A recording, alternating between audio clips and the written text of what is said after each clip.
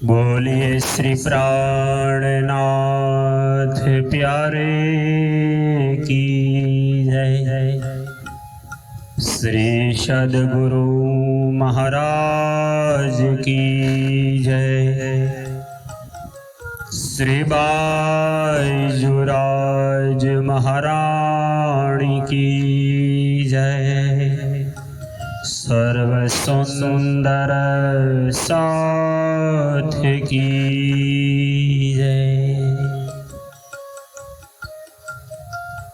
प्रथम लागू दोई चरण को,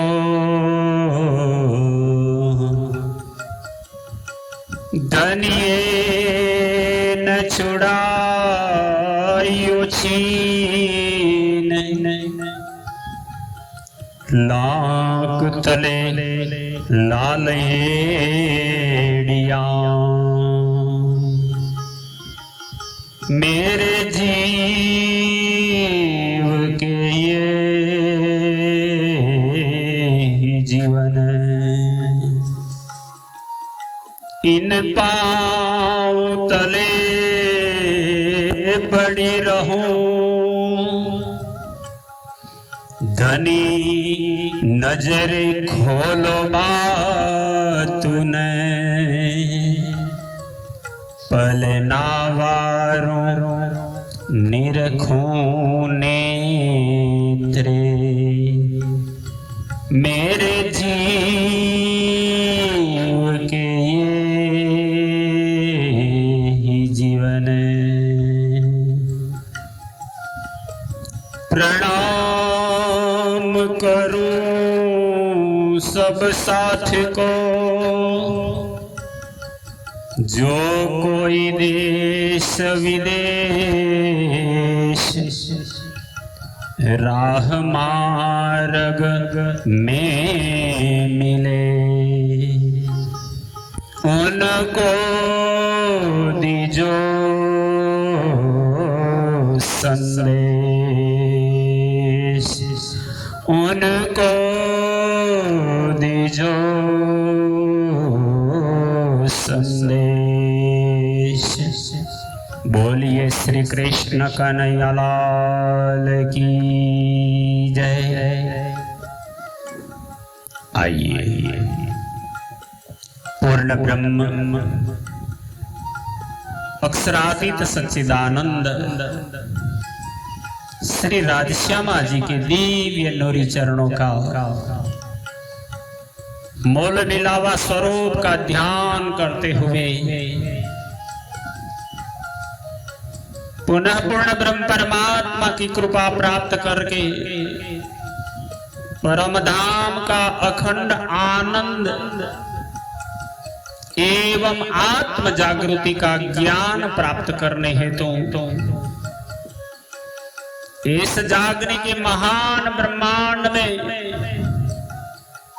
खुद जगे और सब आत्माओं को जगाने, जब परम धाम का दिव्य अखंड नूरी स्वरूप तारतम ज्ञान श्री कुलजम स्वरूप श्रीमुखवाणी ब्रह्म ज्ञान के रूप में अवतरित हुआ है, जहां समस्त शास्त्रों का सार संग्रहित करके परमात्मा का मूल स्वरूप दर्शाया है। इसलिए इन्हें कुलजम स्वरूप भी कहा गया है। समस्त अज्ञानता रूपी अंधकार से मुक्त कराकर दिव्य दृष्टि देकर तारने वाला ज्ञान है, जो सागर समान महान है, अगाध है। इसलिए इसे तारतम सागर भी कहा है। पूर्ण ब्रह्म अक्षरातीत सच्चिदानंद परमात्मा के आनंद स्वरूपा श्री श्यामा महारानी जी की रसना से ज्ञान प्रकट होता है और परमधाम की 5 शक्ति श्री विजयाभिनंद बुद्ध निष्कलंक अवतार महामती श्री प्राणनाथ जी के अंदर विद्यमान होकर ब्रह्म सृष्टि को जगाने के लिए आप अवतरित होते हैं और आपसे जब ये वाणी प्रकट होने लगी तो ये श्रीमुख वाणी के नाम से भी पहचानी गई। चार वेदों में अगम निगम नेति नेति कर गाया था। जो ज्ञान चार वेदों में नहीं बता पाए, यही ज्ञान, यही ब्रह्म ज्ञान के द्वारा ब्रह्म आत्माओं को इस जागने के ब्रह्मांड में प्रियाधनी हमें श्रवण करा रहे हैं। तो ये ग्रंथ का नाम हो गया स्वसम वेद, जो पांचवा वेद है। स्वयं की और परमात्मा की पहचान कराने वाला एक ज्ञान 18,758 चौपाइयों में प्रकटित हुआ 14 ग्रंथों में। प्राणदार सुंदर साथ जी आज 6वें ग्रंथ। जिस प्रकार एक मंदिर हो, मंदिर में सिंहासन में दिव्य शक्ति विराजमान होती है और इनकी अनंत शक्ति इस मंदिर के रूप में विद्यमान होती है और मंदिर के ऊपर इनकी सर्व शोभा युक्त घुम्मट होता है और घुम्मट की टोच के ऊपर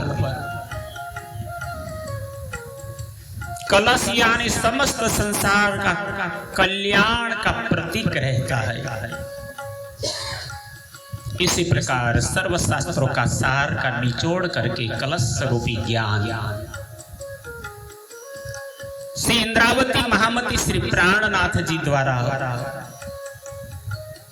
प्रथम सूरत शहर में गुजराती भाषा में प्रकट हुआ। यही ग्रंथ सबको सुगम जान के मैं कहूंगी हिंदुस्तान। दिल में यही भाव आया कि सारों के सुख कारणे तू प्रगट भई श्री महामत। सिर्फ गुजरात नहीं, सिर्फ सुंदर सात भक्त जन नहीं, समस्त जगत के कल्याण के कारण आप प्रकट हुए हैं। ये परम धाम का परा ज्ञान है, सब जन जन तक पहुंचाकर सबको मुक्ति का अधिकार देने के लिए आया। इसीलिए इंद्रावती जी ने अनूप शहर से दिल्ली के राह में इस ग्रंथ को हिंदी भाषा में भाषांतरित किया है। सिर्फ भाषांतरित नहीं किया, जहां जहां जरूरत लगी तो इनको बड़ा विस्तार करते हुए आपने इस ग्रंथ में 771 चौपाइयां जो गहनता और उदात्त सिद्धांतों का प्रतिपादन करती है, यानी मूल कलश ग्रंथ गुजराती से 1.5 गुना ज्यादा बड़ा ग्रंथ है। ब्रह्म तत्व की खोज के वचन, पंथ पेड़ों की तुलना एवं शास्त्रों के महत्वपूर्ण रहस्यों को सुगम और सरल भाषा में वर्णन किया है। ये ग्रंथ है कलश हिंदुस्तानी, जिसे कुरान में तौरेत ग्रंथ भी कहा है। इंद्रावती जी ब्रह्म आत्माओं को इस ज्ञान की रहस्य को समझाने के लिए तारतम मंत्र जो निजानंद स्वामी जी से प्रकट हुआ है, यही मंत्र का विस्तार करके तारतम से तारतम सागर बनाकर ब्रह्म सृष्टि सुंदर साध जी को अर्पण करते हैं। आइए श्रवण करें। 6वां ग्रंथ है कलश हिंदुस्तानी तौरेत, प्रथम प्रकरण, जिनका राग है श्री मारू। सुनियो बानी सुहागनी, होते जो कथ अगमा सो बीतक कहूँ तुमको, उड़ जासी सब भरम, उड़ जासी सब भरम। बोलिए श्री प्राणनाथ प्यारे की जय।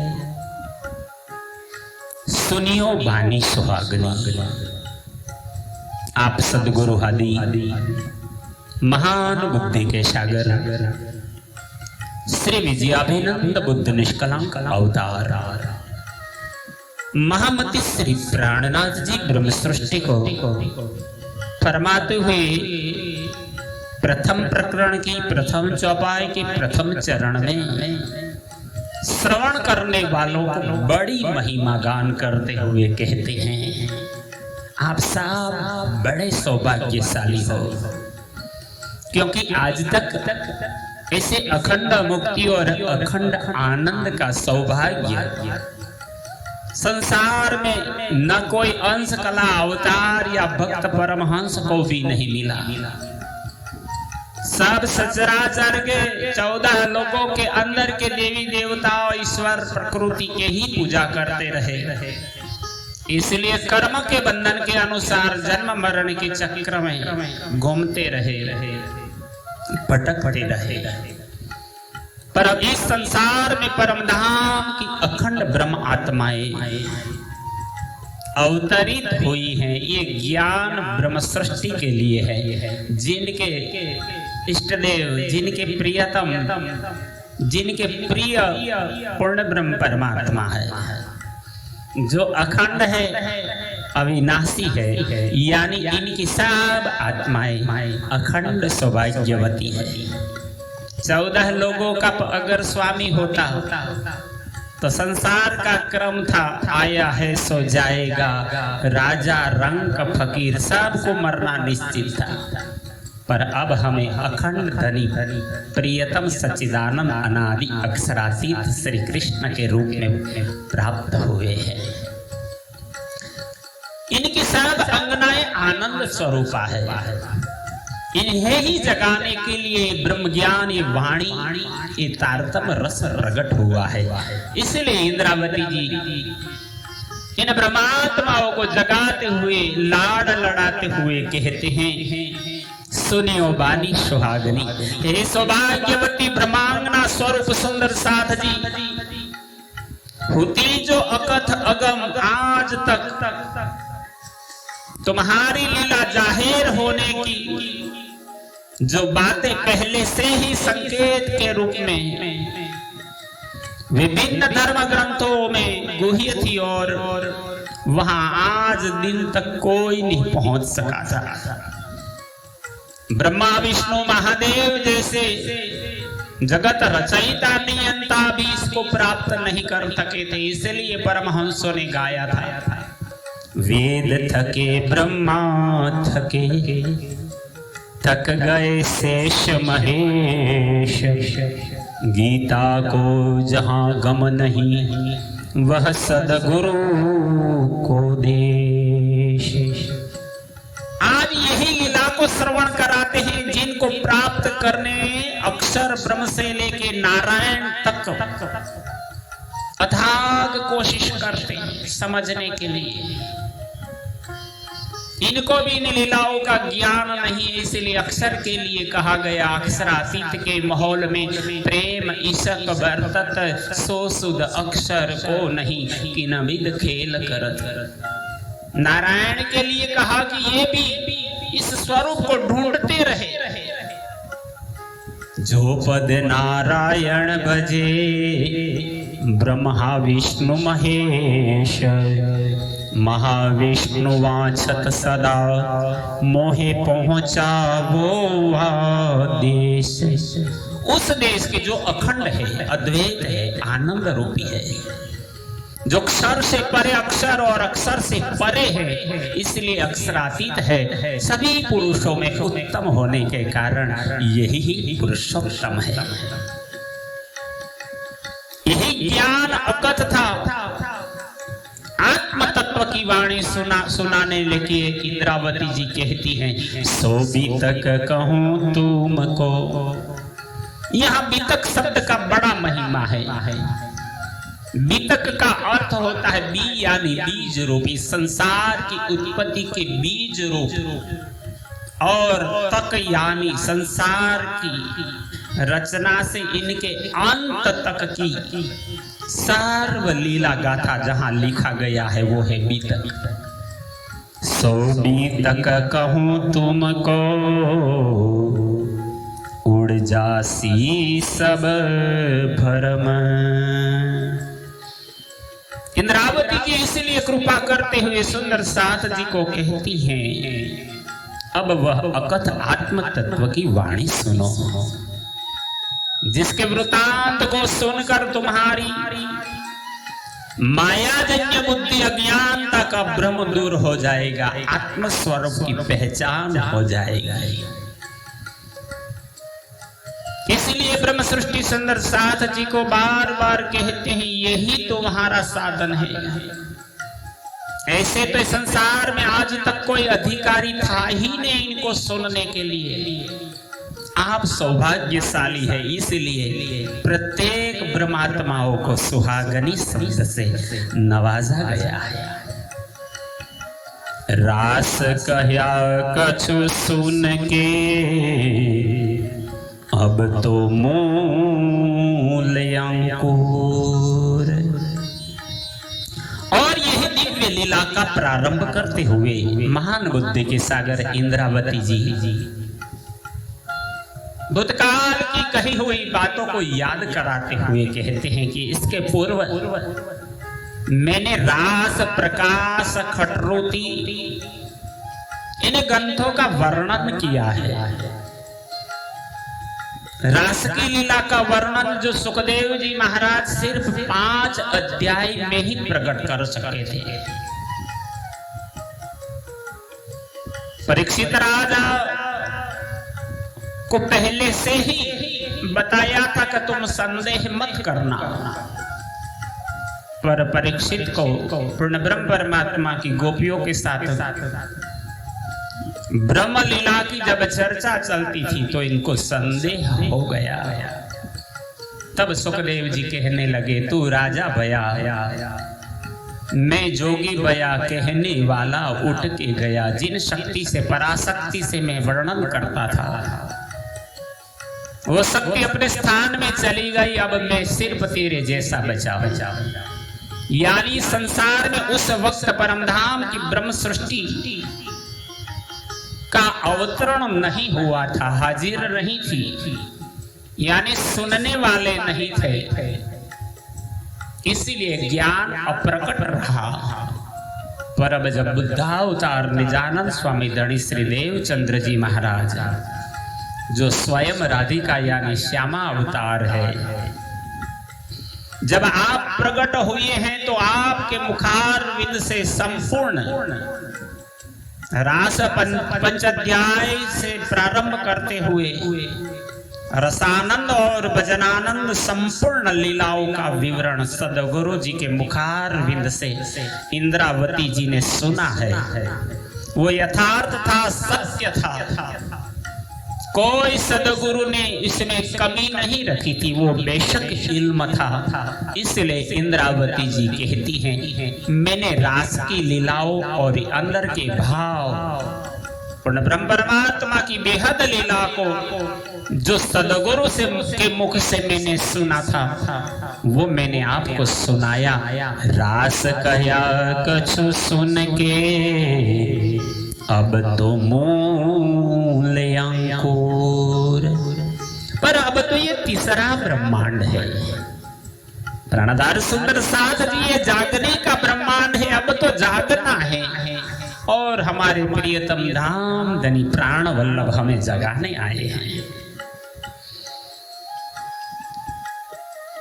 इसलिए अब हबसा में सदगुरु धनी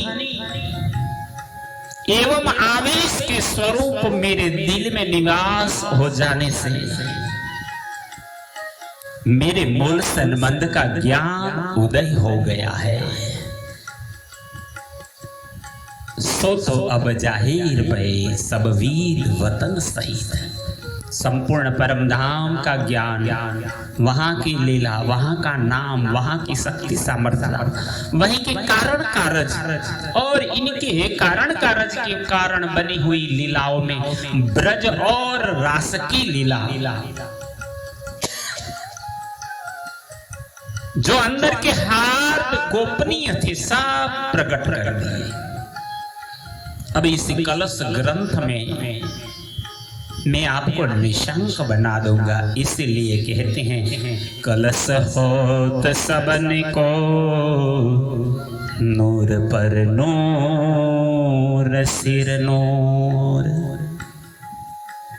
जब परमधाम के ही पांचों स्वरूप संयुक्त होकर सदगुरु मेरे दिल में बैठ करके बुलाते हैं, वही गाते हैं इस वाणी को, जिससे मैं ब्रजरास पर नूर अक्षरधाम और सिर नूर परम धाम का वर्णन कर यह सर्वश्रेष्ठ ज्ञान की प्रकाश की वाणी प्रकट कर रहा है, जो निराकार के पार तीन पार के भी पार से आ रहा है ज्ञान।